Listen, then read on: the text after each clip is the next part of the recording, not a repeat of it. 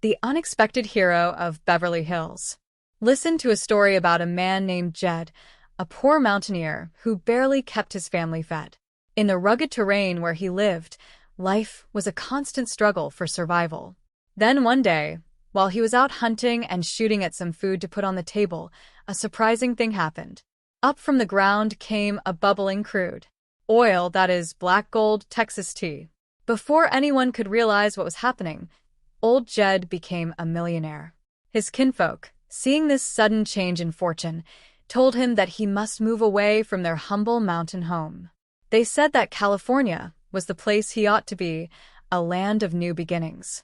So, they loaded up their truck with everything they owned and moved to Beverly Hills, a place of swimming pools and movie stars. They became known as the Beverly Hillbillies. One morning in their new mansion, Ellie Mae was looking at something outside with great excitement. Jed asked her what kind of sign she was looking at. Ellie Mae described it as a great big thing colored red, white, and blue, and she thought it was real pretty. The sign said, "Welcome, Hero." This puzzled Jed, and he asked if she knew who had put it up. Ellie Mae told him that she had asked the workers, and they said it was Mrs. Drysdale. This was even more puzzling to Jed, so he decided they had best go talk to her. As they walked toward the sign, Jed remarked on what a big rascal it was, agreeing with Ellie Mae that it was indeed pretty. They looked around for the fellows who had installed it and spotted Scott. Jed asked where the sign came from, and Scott confirmed that Mrs. Drysdale had ordered it. When Jed asked why, Scott admitted they did not know. Jethro, standing nearby, felt a surge of pride.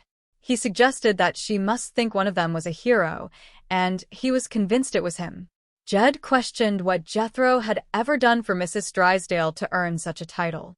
Jethro proudly explained that he had saved her valuable French poodle dog. Granny, always skeptical, asked for more details about this supposed rescue.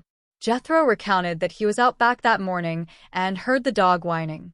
He looked through the hedge and saw a sissy-looking fella who had a hold of Mrs. Drysdale's poodle and was cutting off all its hair. Jethro told the man to let go of the dog, but the man refused. Jethro went through the hedge and asked again, but the man ignored him and kept cutting. Finally, Jethro grabbed the man and shook the dog loose. The man kept yelling a word that sounded like masseur, so Jethro told him to go back to his sewer and leave the dog alone. The man then slapped Jethro. Although it did not hurt him, it made Jethro angry, so he picked the man up and chucked him into the swimming pool. Jethro said the man scampered out of there like a wet jackrabbit, and Mrs. Drysdale took up the chase, yelling the name Henri after him. Meanwhile, at the bank, Mrs. Drysdale was in a state of high distress. She complained that she would never be able to get Henri to make another house call, and that she had been blacklisted by every poodle beautician in Beverly Hills. She looked at her dog, Claude, who was wearing a raincoat to hide the fact that he was only half-clipped. Mr. Drysdale, exhausted by the drama, asked her to stop calling him the dog's daddy. Mrs. Drysdale accused him of being heartless and a cruel, unnatural father. She complained about her ghastly morning, noting that the sign people had not delivered the Welcome Hero banner for the front of their house. Mr. Drysdale told her not to worry because he had a tremendous hero's welcome waiting at the bank for their nephew. Mrs. Drysdale reminded him that Lance Bradford was her nephew, not his. Mr. Drysdale joked that if he could be a father to a dog, he could be an uncle to a hero. He listed the expenses for the reception: an electric sign for $1,500, bleachers for $600, a band for $400, plus confetti and streamers. He remarked that even the astronauts did not have a bigger reception. Mrs. Drysdale insisted that Lance deserved it as the pride of the Air Force, known as Jetstream Bradford. Mr. Drysdale agreed to the expense, but asked for one favor. He wanted to invite the Clampetts.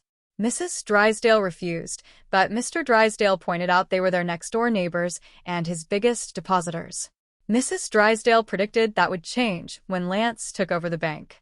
Mr. Drysdale clarified that he was making Lance a vice president, but not letting him take over. Mrs. Drysdale praised Lance's intelligence and personality, believing he would bring in accounts that would stagger the bank. Just then, Miss Jane interrupted to say that the hero's plane had landed. Mrs. Drysdale was thrilled and called for Claude, so they could greet her cousin. She then told Mr. Drysdale to get into his uniform. He was horrified to learn he had to portray Uncle Sam, calling the outfit ridiculous. Mrs. Drysdale insisted it was patriotic and an honor. Later, Mr. Drysdale, dressed as Uncle Sam, called Mr. Clampett and invited the family to the bank for a big hero's reception. Jed told the family the news, and they all assumed the celebration was for Jethro saving the dog. At the bank, the scene was chaotic.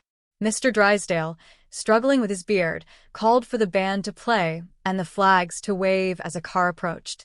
Lieutenant Lance Bradford arrived, and Mr. Drysdale saluted him, thanking him for his valorous service. Lance addressed the crowd, stating he joined them not as a hero, but as a fellow employee. He told them not to look up to him as a hero, but as the boss's nephew. As he was speaking, he accidentally fell and hit his head. The Clampetts arrived and saw the commotion. They felt bad that the boy had fallen after flying all the way from Texas for Jethro's reception. They still believed the party was for Jethro. When Lance started to come around, he was confused. Ellie Mae introduced herself, and Lance, trying to regain his composure, called himself Jetstream. He showed off his supposed lightning reflexes and decided to look around the bank, despite having just hit his head. Mr. Drysdale received more bad news. While everyone was out front for the ceremony, someone had robbed the bank.